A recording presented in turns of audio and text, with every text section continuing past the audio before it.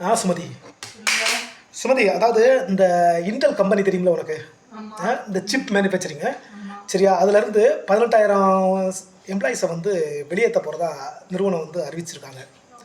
ஆமாம், 18,000 பேரை வந்து வெளியேற்றுறாங்களாம். சரியா? ஆமாம்.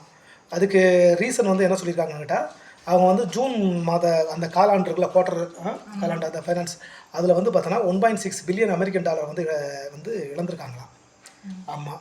அதனால வந்து அந்த செலவை வந்து குறைக்கிறதுக்கு வந்து என்ன பண்ணியிருக்காங்க அப்படின்னு சொன்னால், அதாவது ஆட்குறைப்பு வந்து பண்ணுறாங்களா.